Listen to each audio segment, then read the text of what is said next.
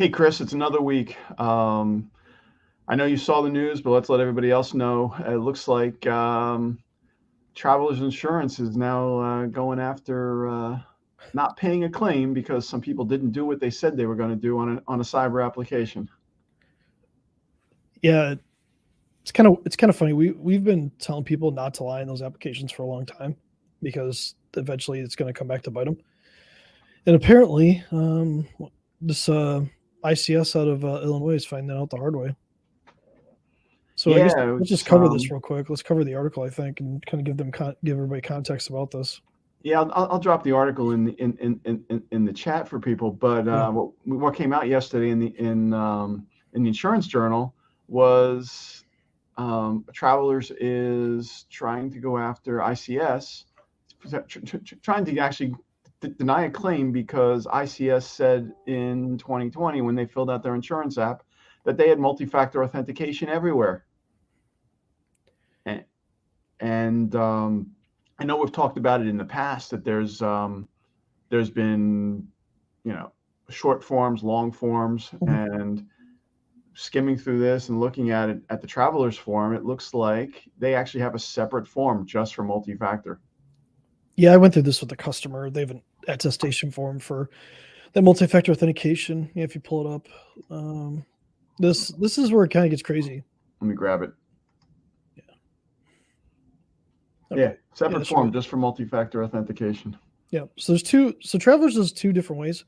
They have two different insurance forms. One if you're under 50 million and one if you're over $50 million in revenue. But either way, they give you this MFA attestation form. At least for what I've seen, I've never seen anybody not given it. So if you kind of scroll down, this is where it gets interesting. They're talking about MFA for multi-factor authentication for all administrative access and remote access.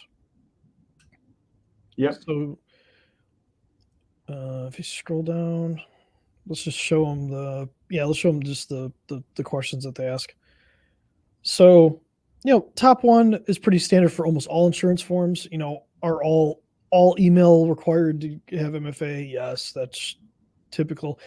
Now, if you might have a service maybe that you can't have MFA in an account, and that's an accepted risk, you would put that. But for like employees, they should all have MFA. So that's standard on most insurance forms. Remote access MFA is becoming more standard, but where it gets interesting is number three. They want MFA for all internal and remote admin capabilities. Uh, Most companies don't have this. Yes, larger companies have it and things like that. But most companies aren't going to have this. So now you have to choose if you want to do business with travelers, you have to get this stuff implemented.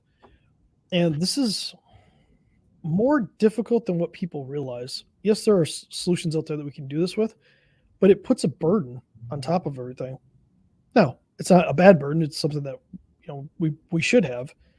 But if you're a small company and you're trying to get insurance, like forcing this downstream, I mean, it's good for us. I mean, Bob and I like Yeah, it, right.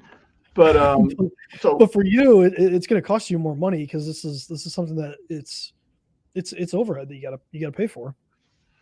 well, it's also required upgrades are going to have to happen just to get these insurance policies because Yep. a lot of the equipment that people have out there isn't MFA compatible. Isn't MFA compatible? There's some things we can do to maybe get it to work, get something close, but is it really going to pass the test if Travelers comes out and says the insurance company comes back and says, well, you didn't have MFA on that router or that firewall? Yeah, I mean, there's a couple ways. I mean, most firewalls now support MFA, so I'm not so worried Yeah, about I'm that. thinking, It's a little more I interesting. was I was actually leaning more toward the switches that were sitting out in client sites. Those old managed switches that are sitting there, they're workhorses. They've been running forever. People don't want to touch them, Yeah. and you Ah, know, here's the gotcha though. They don't mention access points. They just say etc. So they leave a gray area. That's beautiful. Yeah, they also look, don't mention phones it's a fair point. Or printers, right? Uh, or toasters. or lights, or light Well, switches. Yeah. we're seeing a lot of LED build, a lot of network switches being used to control lighting now for LED lighting. Well, this highlights a bigger problem with the insurance applications in general. Like any person can just say, "Hey, you need to have MFA and everything," right? What they're ignoring though is command line in Windows doesn't support MFA. What they're ignoring is if I don't segment my network and I just leave all this IoT stuff that we're talking about, like light switches and things like that, and they're really old and they have some level of vulnerabilities to them, your network can still be compromised. But they're not included on there as far as like your MFA. And I don't believe they talk about segmentation on this form. We can scroll through it real No, quick. I didn't see anything for that. But Yeah. but one thing we saw with travelers just now is there's two different forms. There's Yep. They've got a form for under 50 million Yep. in revenue and assets, or 500 million in assets and below. Yep. And so they got the long and the short form. Yep. The short form is 3 pages. It used to be 5. It used, 2 years ago it was 5 questions and they were done. Yep. So even the short form is not as short as it needs to. And there's a lot of stuff here. I was talking to somebody the other day and said, "Oh, I didn't fill out the cyber app. The rep did it. I just signed it." So that's. By the way, I wonder if somebody answers for that. If a rep fills out the form for somebody, can they just get fired for it? That's got to be some sort of fraud or violation.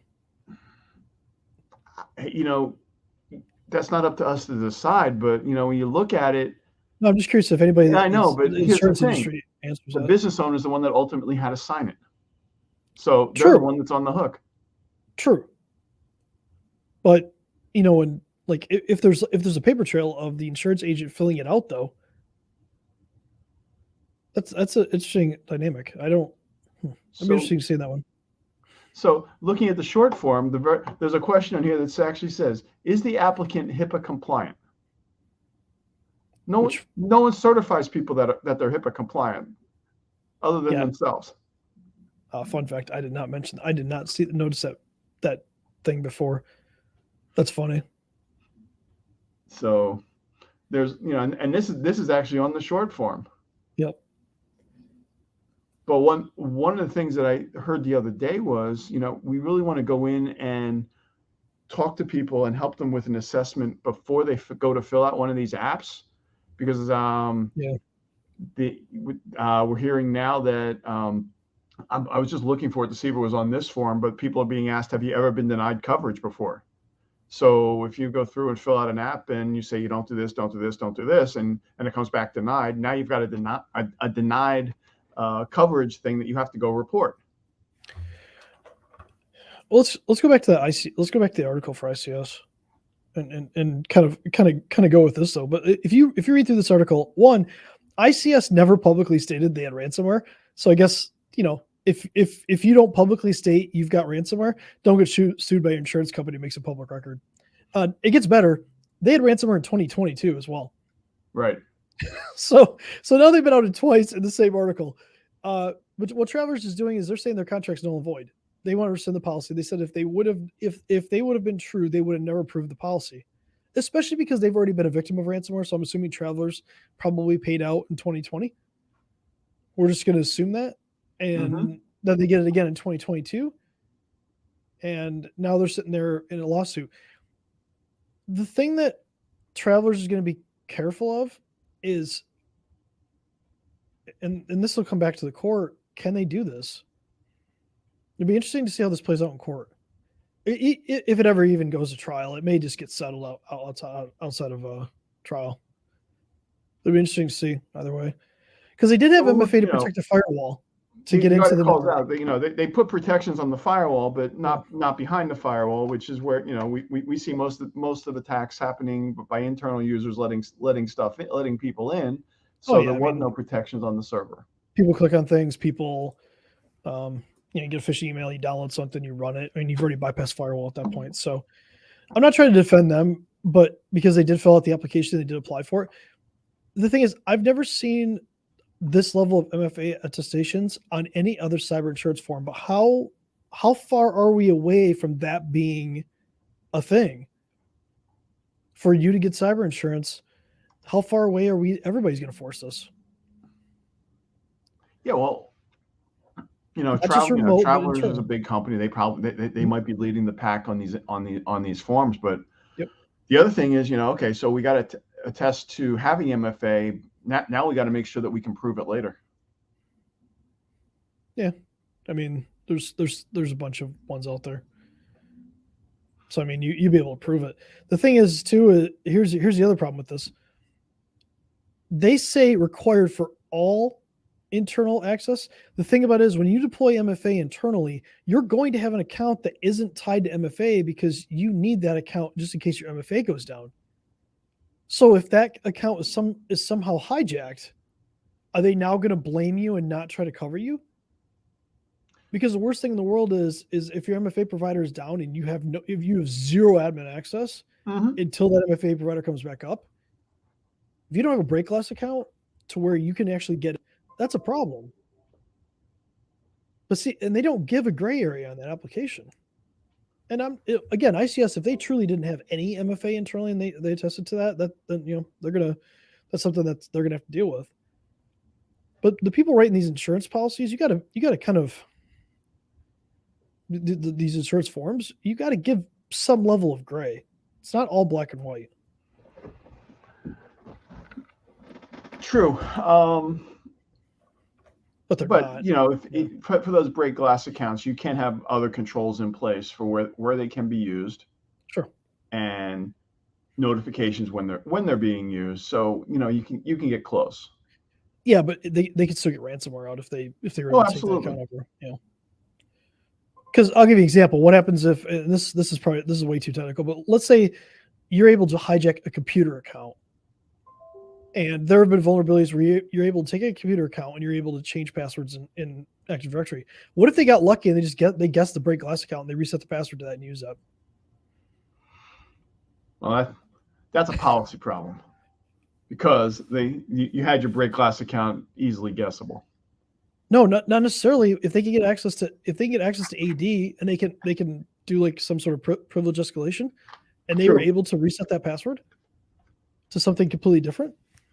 Even if you're notified that it's used, what happens if it happens at 2 a.m? Is anybody going to be there to look at it?